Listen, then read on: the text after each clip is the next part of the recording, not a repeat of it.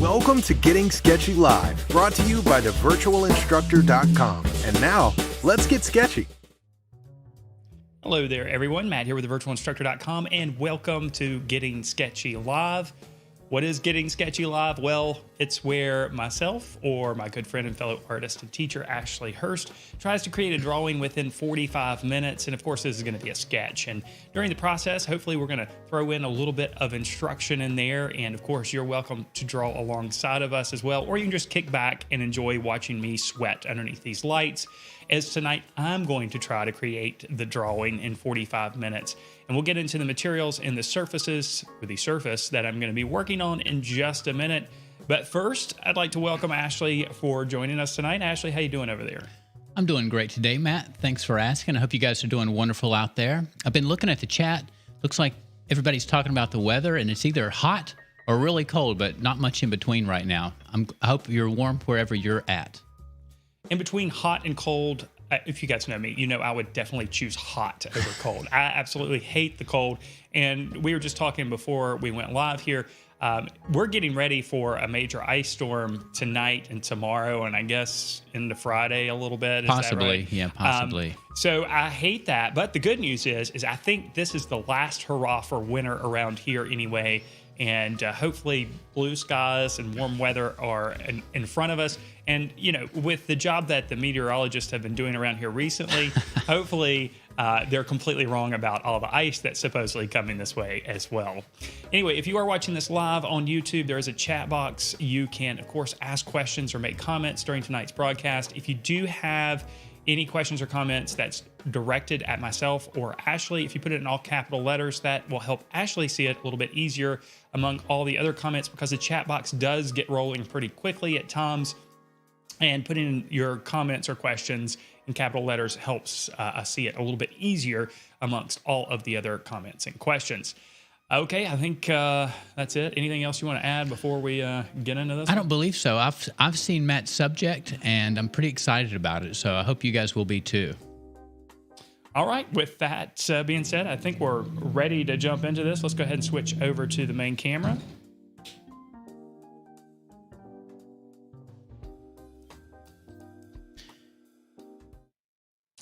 All right, before we jump into this, let me get my mic out of the way. I always seem to forget to do that here. I have a black and white version of my reference. Now, I'll bring up the reference image in just a minute and the timer. I'm going to be using this just for proportional, just for making proportional comparisons on my drawing paper. And I'll kind of show you how I'm doing that when we get into the drawing process in just a minute. But I am going to be working from a color reference on an iPad, which I will have out in front of me. Which, again, I did not have out in front of me. So let's get that set up here. And there we go. All right, now that's all set up. Now, I do want to point out that the paper I'm working on is Strathmore toned gray paper. This comes from this pad. It's recycled paper. It's really a great surface to work on. The only thing about it is there's not a whole lot of tooth. So you are limited to the layers that you can apply, the layers of materials that you can apply to the surface. But it's really great for blending, and certain combinations of drawing media really work well on this surface. For example, charcoal, white charcoal, and black charcoal works great, as well as graphite and white charcoal. Those combination of media work really well here. Colored pencils also do a fairly good job on the surface, and I've even used markers and colored pencils together on the surface as well. Just keep in mind, the weaker the tooth or the smoother the texture, the less layers of material you can apply to the surface. Now, we're going to be working with sepia or sepia tones. Everybody says that a little bit differently. Do you know the official way to pronounce it? Is it sepia or sepia? I say sepia. I say sepia too, but I've heard other people pronounce it a little bit differently. But we're going to be working on sepia or sepia tones. We'll see how many times I say it differently tonight. Say it both ways each time. Right. I'll say the bother or anybody. every time. It's just like when I say texture, when I say tooth or texture of the paper. Every time I say tooth, I say or texture of the paper. Well, you don't want anybody to think you're drawing inside of your mouth. Right. Exactly. So you got to watch out for those canines, okay? And those wisdom teeth and molars and so on. Anyway, sepia tones are basically reddish brown tones. And there's a broad range of different sepia tones that you can work with. And there's also sanguine. Yeah, and that's kind of like a reddish brown. Right. So, and you've got some cooler and warmer browns there. So maybe a do, range of sepia sanguine. Yeah, it's pretty much a range of reddish browns here. And the actual, these are pastel pencils for the most part. This is a woodless charcoal pencil. And these two are white charcoal pencils, but these are all pastel pencils. And these are Conte a Paris pastel pencils. And I was going to use actually a cheaper brand that came with this charcoal pencil. But when I started sharpening those pencils, they literally fell apart. Oh, wow. Literally fell apart. Very, very low quality there. So I switched to the very, very high quality pastel pencils to complete this. This is going to give us kind of a monochromatic scheme here for this image since we're limiting the color palette, but it does give us a range of values and a little bit of diversity in the color. And when I bring up the photo reference in a minute, you'll see that there are some cooler browns in there and some warmer oranges and so on. So I think these colors will do the trick. And of course, we can adjust the values with the black and white charcoal here. So we'll get into this. I also have a kneaded eraser here. I don't know if I'll need it or not. Need it as in N-E-E-D, not need it as in K-N-A-D, because I'll definitely be needing this eraser. But I have this too in case you want to draw alongside of me. You might want to have an eraser handy as well. So let me get this stuff out of the way, and I'll pull up the timer. And we'll get into this one. So let's first pull up the reference photo. And there it is. And let's slide this down here so I can see a little bit easier. And then we'll go ahead and pull up the timer. So I'm going to have 45 minutes to complete this drawing. And we'll go to it.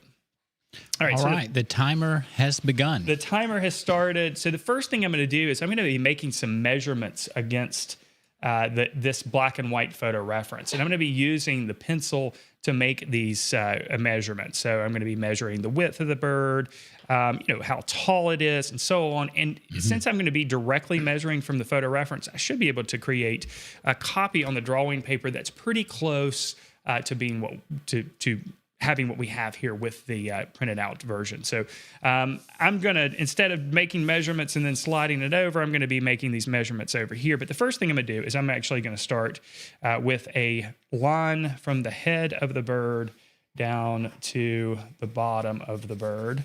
And this is just going to kind of help me get the posture of the bird in place. Another thing I'm going to mention here is I am going to start at the top and work my way down, and I may not get this entire drawing finished. And if I don't, that's okay.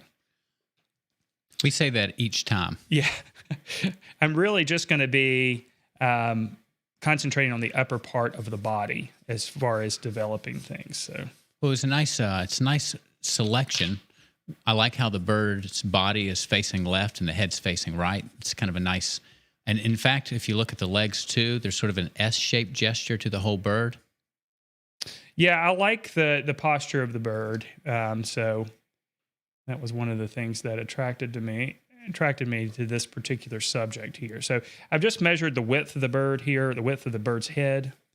And this is going to give me a good place to start. And I'm just going to kind of think about the angles that I see there and try to loosely sketch these angles with this black charcoal pencil. Now, I'm not putting a whole lot of pressure on the black charcoal pencil because I don't really want the black marks to dominate this image. Incidentally, Pat Sterlingson tells us that we probably are pronouncing it right. C is in like S-E-A, sepia, like the ocean or the sea. So you probably don't have to pronounce it both ways each time now. I wasn't planning on it. So sepia, there you have it. Yeah. Now, I'm sure that there will be people that comment and say it's sepia. I know what they're talking about anyway, so pretty flexible. So before I really commit to the lines that I'm making, you can see I'm being kind of tentative with the marks that I make here, and that's just fine early in the drawing process. You don't want to get too heavy with your mark making too quickly. It's always easier to go darker. It's a lot harder to go lighter in a lot of situations, especially when you're using a darker media on a lighter colored paper. Yeah, those first few marks are kind of like feeling your way through the dark a little bit. So just want to be a little careful early on. Which I'm in the dark all the time. So I'm accustomed to feeling my way through things.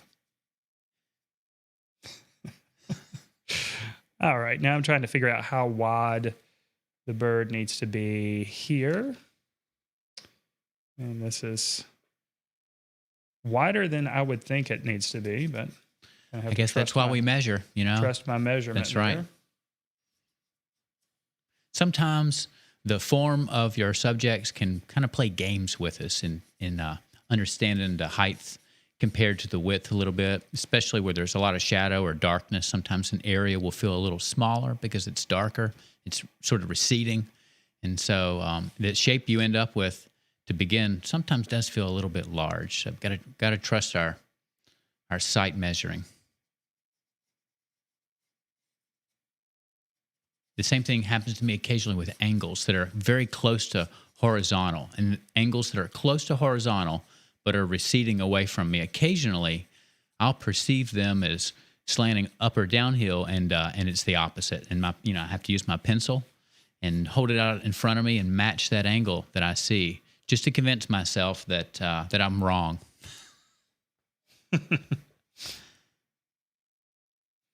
All right, so this is where we have the patterns on the breast of the bird. And I'm also trying to be mindful of the fact that I am being timed. Now, this is something I want to point out here. I'm trying to figure out where this line of contrast happens in the drawing, because this is mostly lighter value and this is mostly darker value. And the way to do that is I'm just making a comparison between this line and where I already have some information down. So I can see it's directly underneath the eye, and that kind of lines up with the corner of the beak. So directly underneath the eye, and the corner of the beak is going to be right around there too. This bird has a lot of pattern to it, but what you just pointed out, the contour that separates the light half from the dark half, that's really the most important thing here in capturing the form of the bird, and the texture really needs to remain subordinate to that. And then you can just keep working down the image, making comparisons. So you can see this little tiny wing here lines up with the edge of the beak. And you should always be looking for points of interest in your drawing that you can make comparisons with other information that you've already got on the surface. All right, we've got a question from Blue Jean 55. Matt and Ashley, can you use watercolor as an underpainting on a colored pencil drawing? Absolutely. Yeah, that's a great idea. It's kind of like working on a toned surface, I suppose, except for you get to choose where it's toned and in what way. So, sure. Yeah, you absolutely can. In fact, in the course, in the colored pencil course, there is a module where we combine watercolor and colored pencils. And I may be wrong, but I think there might be a module in the watercolor workshop too on that same thing, and or on that same concept, combining colored pencils with watercolor. And what I'm referring to are courses that are part of our membership program. Of course, our website is thevirtualinstructor.com. And we have a membership program over there that includes a variety of drawing courses, painting courses, weekly live lessons. In fact, after we're done here at 8 o'clock Eastern Standard Time, I'm going to be switching over to the virtual instructor, and we're going to be continuing our pen and ink drawing of the lizard man. Now that's a much slower, more detailed drawing than what's done here on Gettin Sketchy. Matt will probably work on that. What do you think? Maybe 7 or 8 sessions. 7 or 8 sessions, maybe. The drawing will probably end up taking around 10 hours, something like that. But there'll be a little bit of homework in between. But we've been doing live lessons as part of the membership program since 2002. So those go back a long way, and all of our live lessons are recorded. So if you're a member, of course, you have access to all of them. Not just when we do the live broadcast, of course. Oh, Blue Jean 55 is working through that course now, working on the wine bottles. Okay, the colored pencil course. Yeah. if I remember correctly, I think I did strawberries with the combination of watercolor and colored pencil. I can't remember it.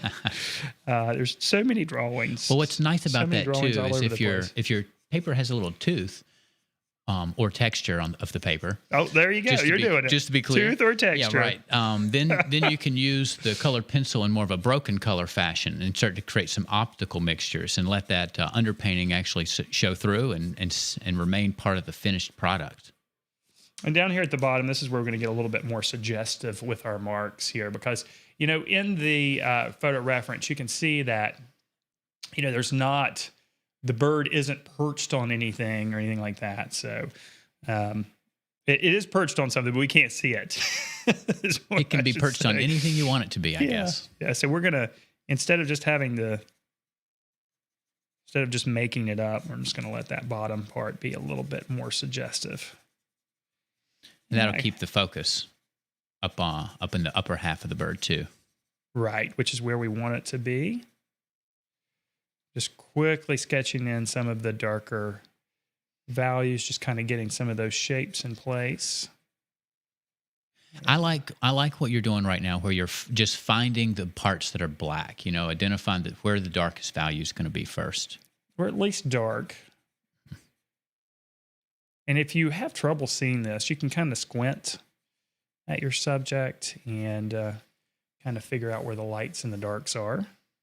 Yes, the squint reduces the nuance, the really subtle changes in value, and even would probably eliminate a little bit of that pattern.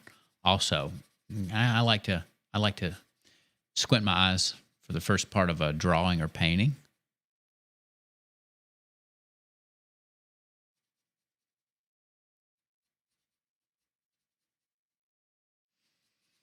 So you can see here, I didn't create this sketch by just drawing the contour lines. Instead, I kind of drew shapes and measured as I went along. A lot of times people will start with the contour lines, and what happens when they do that is, sometimes it works out. But sometimes you get back to where you started making those contour lines and things don't match up. And you're off a little bit, and sometimes it's a little bit easier to draw with shapes like we did here. Kind of build it from the inside out, or I like to think about building a drawing from like a house, from the foundation up, and the foundation of a house is just a flat shape. Oh, we've got a couple of comments here. Brent Does Art says, anybody else wanting a pet falcon all of a sudden? Brent, I've wanted one all my life.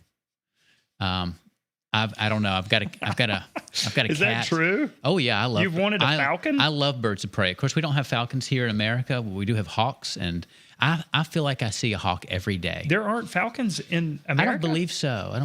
I think we have. You can correct me on that if you know better than I do out there. But we have a lot of hawks, and we have red-tailed hawks in our area, which is in and around the upper South. And years ago, I stumbled upon a hawk and a crow that were in a fight on the ground. Oh no! You've heard this story? No, but I have a feeling this is going to have some kind of. This is going to lead to some kind of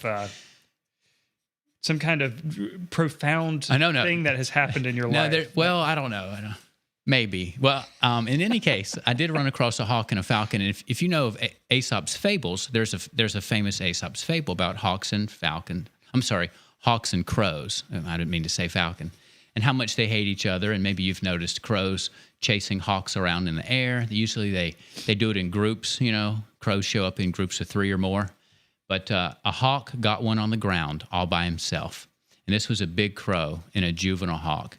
And they must have fought for 10 minutes. And I was right there with them, trying to pry them apart. I even used a 3-foot-long steel bar and could not get them away from one another. Couldn't get them apart. So long story short, finally did get them apart, mostly due to their own exhaustion. And the reason the crow was alive was just because the hawk was a juvenile. And the crow's wings looked like Swiss cheese. I mean, they were covered in holes. And the hawk looked. Oh God, the hawk was pristine. He looked great, except he was breathing really, really heavy. So the crow dragged himself away, and literally just dragged himself away with his holy wings. And after the hawk caught his breath, he just flew away. And when I turned around, I couldn't find the crow. So I think he might have made it into a tree. In any case, I believe I have seen a hawk almost every day since that event. And that was about 5 years ago. So, and it's because it's my spirit animal now. All right, I knew it was going to lead to something like that. I knew that was eventually where it was going to go. It was a pivotal event in my life. You got me. The spirit animal. If there's such a thing as a spirit animal, the hawk is mine. Oh, God. Well, my spirit Or animal maybe must it's be the crow kids. with the holes in his wings, and I totally misinterpreted that event in my life. Kids all day, every day. They are my spirit animal, I guess. All right. Yeah, that's right. And they fight every day, and you have to break them up with a 3-foot-long steel bar. That's just my house. Oh, my gosh. Okay, let's see. We've got some more comments. Let's see. Michelle says, I'm working through that course, and we're talking about the watercolor course as well. And I'm at the wine bottles, too. I've been a member about 3.5 months and love the courses. Well, that's wonderful to hear. Yeah, thank you. Thank you so much. And Okay. Brent Does Art says there are 2 breeds of falcons native to the U.S. Uh-oh. That is good. That is exciting to know. I guess they're not from my region, but I'm going to find out. Well, speaking of the courses, I just finally finished editing the last module for the course Realistic Pencil Drawing. And so all that's left is to finish up the ebooks there. And that final module will be published. The drawing for that final module took me 25 hours. And that meant I had to go through 25 hours of video to edit it. Oh, my gosh. And, yeah. And it took me about 7 days to edit and do the voiceovers for that one module in the course. But I'm excited to share it with you guys. So that will be very soon, hopefully in the next few days. Again, I just have to finish the ebooks, which that takes a while too.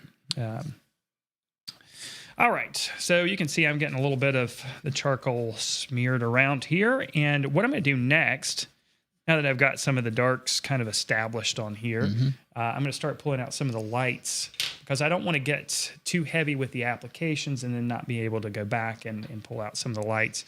So I'm going to switch over to the white charcoal now. Well, you still have 29 minutes, so good job. Good job getting that nice base in there with the black pencil. That means I can slow down a little bit. Well, I shouldn't say that because then I'll slow down to a crawl. And then have to kick it back in high gear for the last 10 minutes. I'm always like this. I always am like, I'm moving here. I got plenty of time. No worries. So at this point, all I've used is charcoal. So this is just white charcoal here. Or, we're calling it white charcoal. It's a light surface that's called white charcoal, or light material called white charcoal. But if you've watched any of the previous lessons where we've used white charcoal, you know that. What is it? Calcium carbonate? Well, that's we're guessing. Maybe that's it. Somebody said that. I don't know. I believe whatever is written in the chat box. And right now, the chat box tells me that there are peregrine falcons, Marylands, and also American kestrels right here in our area. So that's great to know. Thank you, Laura Rainbow Dragon. I thought there were falcons. I have been under this misconception. I've probably been looking at falcons all this time. And you're probably your spirit animal's probably my a falcon. spirit animal is so angry with me right now. It was probably a falcon that you saved. I think I can recognize the red-tailed hawk. And they're like, this guy thinks we're falcons. Let's see. Let's we got a question around here that looks like I missed one. So thanks, Melody. Someone asked what medium is being used by Matt right now. So he's using charcoal and white charcoal, but it's going to be skipping over to some pastel pencils and sepia and sanguine tones. Yes. He also has a kneaded eraser that he may employ at some point. I'm trying to keep things pretty loose here with the white charcoal. But real quickly, we'll add a little bit of some of the orange I have over here. And Just put a real light application here.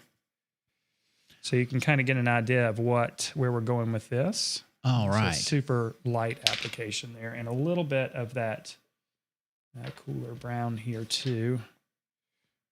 Right along here.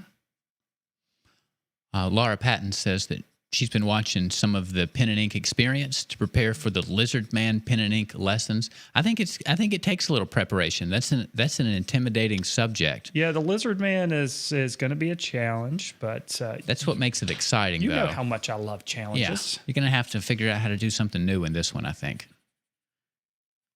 Challenges happen when we face challenges. I should say, that's when the real growth happens. If you keep using mediums that you're comfortable with or tackling subjects that you're comfortable with, then there's not a whole lot of growth that happens usually. So sometimes you just have to work outside of that comfort zone, work outside of where you feel comfortable. I think there's a quote that, what is it? Oh, man. I can't remember what the quote is now, of course, but it has something to do with going outside of your comfort zone. Mm-hmm. That's where life begins or something like that. I could do a keyword search really quickly. Life begins outside of your comfort zone or something like that. I should remember that because I do quotes all the time as part of the Members Minute. And maybe there's just so many quotes, I can't remember them all, but... I've got a couple of questions here. First is from Bartholomew. I was doing a pastel painting of an eye yesterday, and I did everything besides the eyelashes because I didn't have a pastel pencil. What can I use to replace my pastel pencils for the time being? Well, maybe a black charcoal pencil. Yeah, or you could use a pastel. Just sharpen it. Use the sharpen corner. it, sand it down, or use the edge or the corner of the pastel. Mm-hmm. You can get amazing. Here, look. You may have to make one or two marks. A piece of charcoal here. That's pretty sharp looking. You can see that's almost sharper than the pencil itself. Now this has been kind of sanded down, or I've made so many marks with it that it kind of has a sharp tip. But even on the back end of it, you can. I like to think of each corner as a point. The point on a pencil, as long as you have one. So, in fact, I'm gonna switch over to this now. And sometimes you have to feel like you're wasting a little pastel if you're sanding it down to create a sharp edge, like a knife's edge. All right, how are we doing on time? 24 minutes. Mm-hmm. Now we've got another question from Horsewoman 2000. Do you ever link the reference photos? Don't you put a link there? I put the reference photos up on the blog when we publish the written version of these lessons. Of course, we do this live right now. And then within the week, I'll usually post a page on the website over at the blog. So if you go to thevirtualinstructor.com and just click on blog in the menu at the top. And you don't need to be a member to see any of that. No. That's all free. And not only will the reference be there then, but there will also be a write-up or an explanation of the key points from the lesson. And I actually just published the one from last week where Ashley drew the bug with colored pencils a few hours ago. So it's up there along with the photo reference and a little bit of a deep analysis of how he was able to capture that bug with just 2 colored pencils on black paper, which was fantastic, by the way. Thanks. Okay, let's see. We got a couple questions here, and one of them doesn't have anything to do with art, but I'm going to read it. Do you guys believe in aliens? Are we alone in this universe? Oh, my gosh. Yeah, we're pretty much alone. We've got a lot of evidence that there's nothing out there. We've seen galaxies away just to prove how special and unique we are on this wonderful living planet. The emptiness of space, I think it makes me feel special. If there were a lot of aliens out there, not so much. So profound. It's us. It's us. The whole universe is here for us. I agree. But I love alien movies. They're fun. They're a lot of fun anyway. Especially the original. I mean, the Aliens series was fantastic years ago. So you can see here where the light is most intense on this strange little white feather. I'm putting heavier pressure on the charcoal and just letting it fade kind of into the gray where it gets a little bit darker in value. I may go back and adjust that, may not. Depends on how much time I have left. So we can keep parts of the drawing relatively loose and just imply things here and there. I'll keep going with the questions. We've got another one. I came in now and wish I'd seen the whole lesson. Can I see it later? We've talked about that, but since you just came in, we'll say it again. This will be on YouTube almost immediately after it's streamed. All right, super. And, as far as the resources and the write-up for this lesson, that will come within a week of it being broadcast here.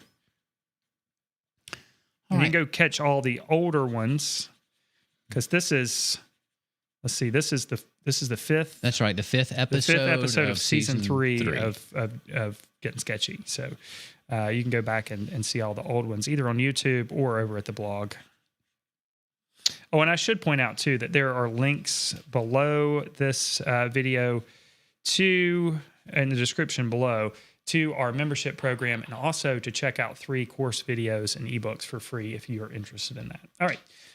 Now I'm going to start adding some of the sepia tones here. We'll start with a little bit. Let's actually start with some of these darker browns and kind of those cooler browns. I'm actually going to start with a warmer brown first, and then I'm going to layer that darker brown over the top just to get a little bit of complexity up here.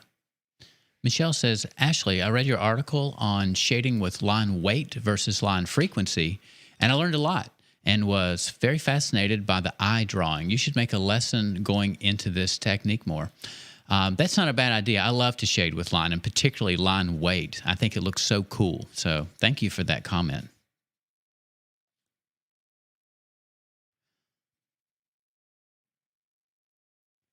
These colors match the bird a lot, actually. I don't want you to get the wrong idea. You can create a drawing just using sepia tones without matching the colors of your subject, of course. This combination of media is really great for doing people, too. It's really great for a variety of different subject matter.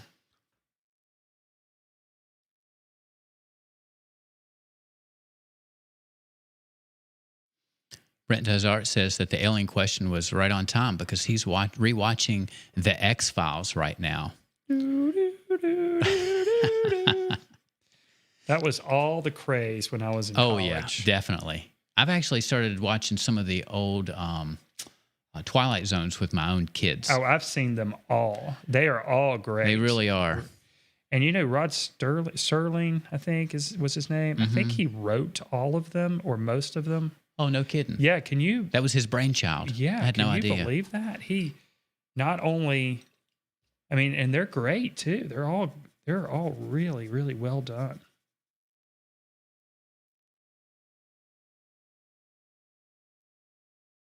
The Laura Patton points out that the Falcon reference pic looks like that the bird there has a star on her left leg, and I see it.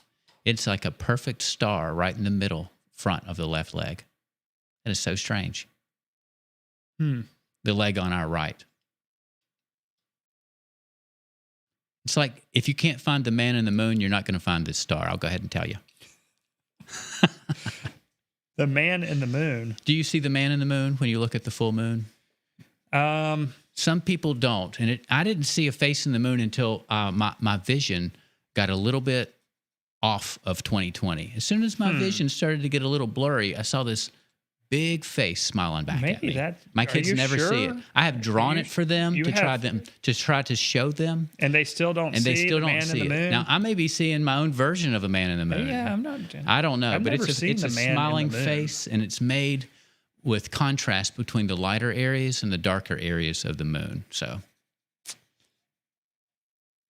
but I see the star. I can't say that I've seen the man in the moon though. But do you see the star on the falcon's leg? I haven't got down there yet. Oh, okay. Okay, good. Yeah. I don't want to I'm distract concentrating you. on the head right now, so Yeah. I can get this at least partially finished here. We got 17 minutes Well, the left. head's looking So, pretty strong now. oh, thanks. And you can see I'm just alternating between pencils as I'm kind of working my way down. And you may have noticed that I included a lot of white initially, and now I'm kind of eating it up as I work my way down. I got another question here, Matt, that you may be able to answer because you use pastel pencils a lot. I think more than myself, probably. Would you say, what would you say are the top 2 pastel pencil makers? Or have you noticed a couple of pastel makers that you believe are leading the pack? Well, it depends on what you like. The pencils I'm using here are Conte Opry pastel pencils, and they are pricey, and I will tell you that they don't last long. But the Okay. reason why they don't last long is because they are so soft. You see, I'm using pastel pencils, and I'm blowing dust away. That is, not unusual for this brand, but it's unusual for other brands. Now, if you like a stiffer or harder pencil that doesn't produce quite as much dust and is going to give you a high level of precision, then the Carbothello pastel pencils are really great. So I have a set of those as well, and I'll use those for more detail-oriented drawings, but the Conte Opry pastel pencils are really great for layering, and they're just wonderful, I think. They behave like pastels, just in a pencil, which is what you would expect from a pastel pencil. But if you've used pastel pencils before, you know that some pastel pencils behave a little bit more like a colored pencil, and are a little bit harder to layer. All right, great. There's a little bit of shadow here on this beak, and since I don't have blue or any of those yellows, I'm just substituting a little bit of brown here.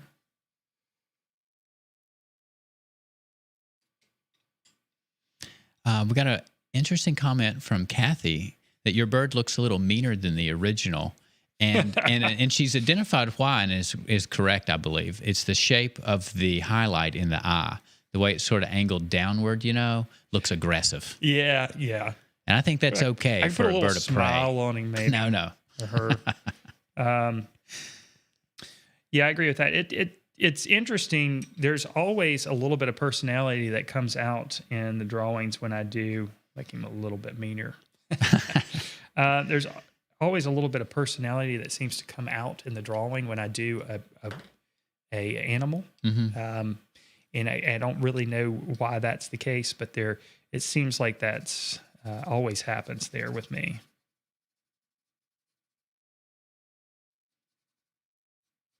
And So I Lori's, think this go ahead. falcon is angry because he knows that you've been calling hawks falcons this whole time. He's looking at me now. Yeah, now it does feel that way.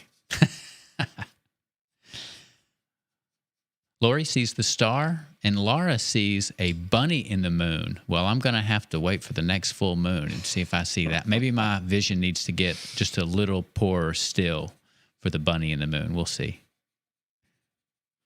A bunny in the moon. I think my problem really is I just don't look at the moon. How can you not look at the moon? Well, It demands attention. did you forget the part where I said that there's kids everywhere all the time? That's right. There's time for the moon later. Yeah. It's hard to look at anything except for what I'm cleaning up at the moment. You're doing a good job cleaning up that drawing. All right, here. I'm also trying to incorporate some of these other oranges and things, not just that cooler brown. Let's bring in some of those oranges that happen here on the side, or exaggerate them a little bit. Roman says, "What if we all?" And of course, this is piggybacking on the alien conversation that is kind of going on in the background. What if we all live in some sort of simulation?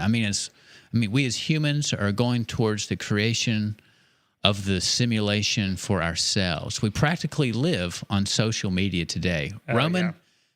I practically lived on social media, but I've been breaking that habit. Oh, in my good own for life. you guys. Social and media I feel is great about it. good. I've been so happy for 2 months, and I'm less informed than ever. Ignorance is bliss, and that stuff on social media is a lot of it's just false information and half truths anyway. Yeah, you shouldn't get your information from social media in the first place, but good for you.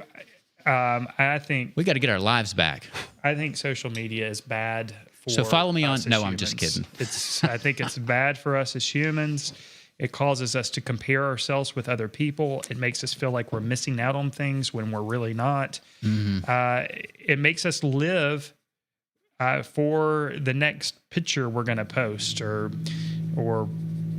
whatever. You know, there used to be a time when people didn't really discuss politics with each other. It was kind of something you know, people discuss politics, obviously, but they didn't openly discuss politics and things like that. And now with social media, people will just say anything, and it makes you, you know, it can make you dislike people that you would normally like. And it can make you angry when you really have no reason to be angry. It's, I see people post, and I'm guilty of all of these things.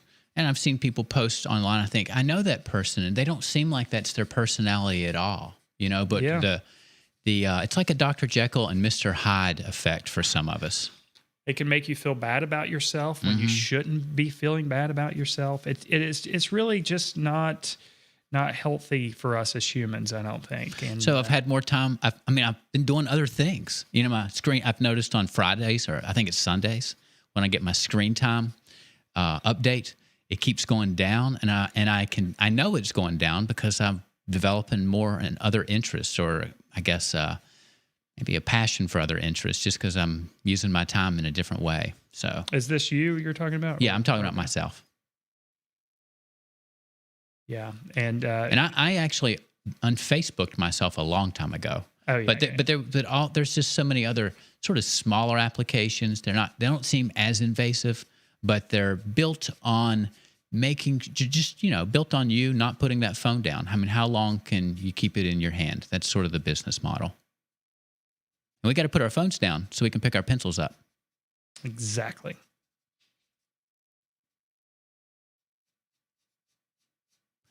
Roman points out that we are on YouTube, which is kind of social media, but I thought of that while I was talking. Yeah, I wouldn't really consider. I mean, you know, YouTube is. I don't mean to interrupt, Matt, but it's sort of like it's sweet and sour. I mean, it can be very horrible, or you can learn just the most wonderful things from YouTube. And I'm talking about non-art related things that I have learned and grown as a person just because of the people on YouTube, not YouTube itself, but just some of what the users have had to share. Yeah, exactly. There are good attributes to all forms of social media. That's why people use it in the first place. But there are a lot of negative, dark areas that really have crept in, and we all need to be really cautious of. And YouTube, there are some things that aren't great about YouTube too, because people post all kinds of things and make all kinds of comments behind the safety of a keyboard, things that they would never normally say to another human being. So, yeah, there are things that we have to be cautious of, and some things are out there that aren't very healthy for us. But I'm sure all of you can relate with what I'm talking about by the unhealthy feelings that social media can make people have. I mean, it's no secret. It's not the way that life and humans have interacted with each other. And I don't think all of it is very healthy for us as humankind. And the aliens would agree with that. They created this social media. Never mind. Brent Does Art says, being a colorblind artist, I really enjoy doing sketches using the Sepia and Sanguine from Conte à Paris. I have the pencils and the sticks. That's awesome. Good. Yeah. So you probably. I've had some students that were colorblind, Brent, and was fascinated at some of the intensity of colors that they would use. Not seeing that intensity, it was kind of a happy accident for some of the rest of us occasionally. And incidentally, I had a student who was very, very red-green colorblind. And he had some jokers at his table who would tell him one pile of paint was the other. and sometimes came up with some pretty cool paintings. Had no idea the grass was red. Now, Brent, maybe you've seen or have a pair of those glasses that allow some people to see colors. I don't know how those work, but I've seen videos online of people putting those glasses on for the first time and seeing some sort of intensity of color. I don't know how accurate it is compared to sort of a natural way of seeing, but they look pretty happy to be wearing those color blind correction glasses, whatever those are. Okay, just real quick here. I have taken a look at the clock, and I see that I've only got 6 minutes left. So I'm very quickly going in and adding some of these darker tones, and also trying to get some of the color down a little bit lower on the body as quickly as possible. Just because we don't have a lot of time left here, and I do want this drawing to be as developed as possible. But as you can see, definitely the focus is going towards the head, which is what we want anyway. So we're going to leave the bottom part a little bit underdeveloped, but that kind of works for this sketch anyway. So, but hopefully you can see just how much of those white areas I've been able to cover up as I've added more of these darker tones. It would have been a lot harder to go back over the top of some of these applications with a white charcoal pencil. Wouldn't be quite as hard to go back over it with a pastel pencil, but... Yeah, Sabrina says that it's beautiful, but she's still missing a touch of the contrast. So I guess just keep working that darker pencil over those lighter marks on the left side, possibly. It's hard to say without seeing your drawing. Yeah, it's always hard. I get a lot of questions from people asking me about, they'll ask very generic... They might ask a question in the discussion section underneath one of the courses or whatever, and we'll ask, they'll describe what's happening in their drawing. They'll say, what am I doing wrong? Yeah. It's really hard to tell without any imagery. So sometimes our verbal language just doesn't help us describe what we're seeing. And sometimes it's clear in the question asking what they're doing wrong. They already know what they're doing wrong. They might say, my drawing just isn't dark enough. Well, there you go. Therein lies the answer, I guess. You know what's going on. You understand what's going on. It's true. Sometimes it's just people just don't have enough confidence in themselves to say, hey, I recognize what's going on here. Brent Does Art says those colorblind correction glasses are super expensive and he'd rather spend his money on pencils and paints. Good answer.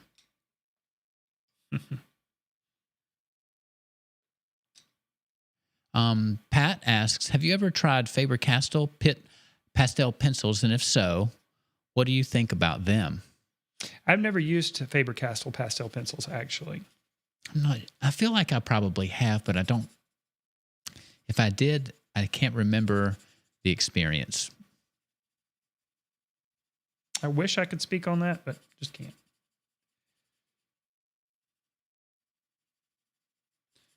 So I'm adding a little bit of brown here to make the shadow a little bit stronger underneath the tail. And the reason why I'm using brown instead of black is because the black would turn that area gray. Yeah, that's a really warm spot in the photograph, isn't it? It's almost kind of looks a little yellowish. So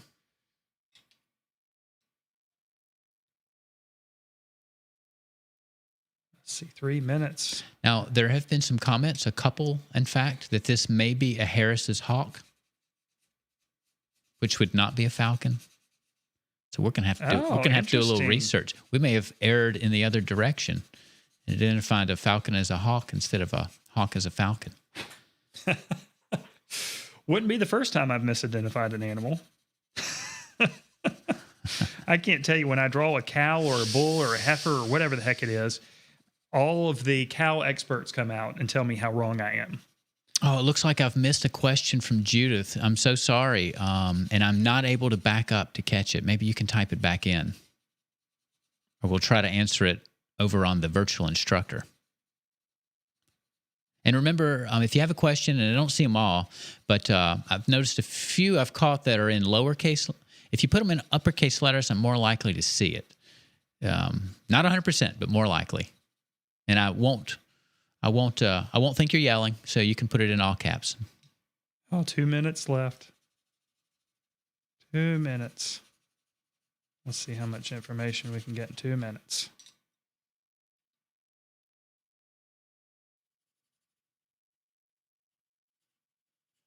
Yeah, I really like using this this set of colors here. Mm-hmm. It gives you a little bit more of a broader range, obviously, over just working with charcoal. But it still has kind of that charcoal-y feel about it, which is nice.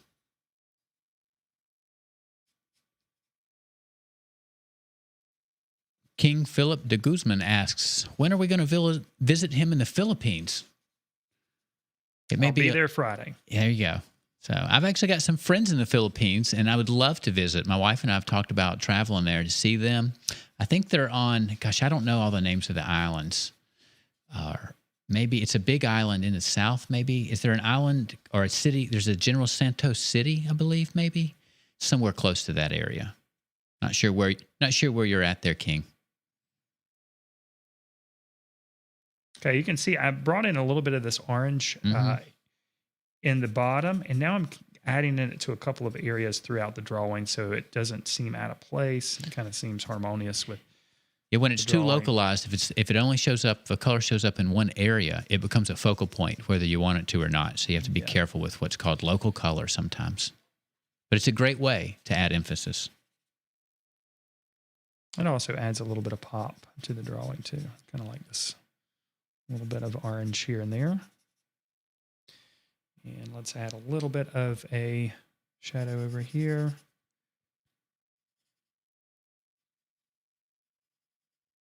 Just tone that down a little bit. Sabrina asks, any exercises to develop observational skills? Well, yeah, there's definitely. There's a lot of them. And that's a question we don't get very often. Yeah, I don't know if you're a member of the site or not, but if you are a member, I would highly encourage you to check out a live lesson series. Time's up. Called Drawing Boot Camp, where we basically go through a series of drawing exercises. And of course, you can apply that to any subject matter, not just the ones that we cover in Drawing Boot Camp. There are several live lesson series where the entire lesson is just on drawing exercises. In fact, there's one series where I wore a headband because we were doing drawing exercises. Although I'm sure everybody appreciated that, but it was a workout. That's why I wore a headband. All right, so I know the time is up, but I'm just going to clean up some of the edges here with the kneaded eraser real quick, if I can, just to make the drawing a little bit cleaner. There was a question about refinement. Like, do you do any refinement after the 45 minutes? And I think I probably do a little bit too sometimes. I'm just cleaning up the edges a little bit. I'm pretty happy with the sketch. It's pretty much how I kind of envisioned it to work out here with the colors and kind of the underdeveloped lower portion, although I got a little bit more developed than I actually thought I would. So pretty happy with this, 45 minutes, a range of sepia tones, and we know that that's the correct way to pronounce it, and a little bit of white and black charcoal there. So yeah, it looks great off of that cooler gray paper now. It really stands up off the page. Feels like it's moving forward a little bit. And warm colors are supposed to project, so maybe that's true. I actually thought about using blue paper for this to make that contrast even more, but the gray paper's just fine. I think so. The blue paper may have toned down some of your warm colors if it showed through some. And you could always go back and put a little bit of darker value here and there to create contrast if you wanted to. These edges are contrasting pretty well against the gray paper, but you could always go back and add a little bit. Either white or black charcoal, or even one of the browns or reddish browns if you wanted to. I'm going to leave it like that because that's what we got done in 45 minutes. So that's right. Leave it legit, I guess. All right, we got some questions, I guess. Is this a copyright-free image? Yes, it is. So you will be able to use it, show it, once you have it. Let's see. More questions. I don't want to leave anybody out here at the end. Roman says, beautiful work. Thank you, Roman. DJ28 says, beautiful work, Matt. I appreciate it. All right. And if I've missed some questions, then come back next week and ask them again, and I'll try to do a better job.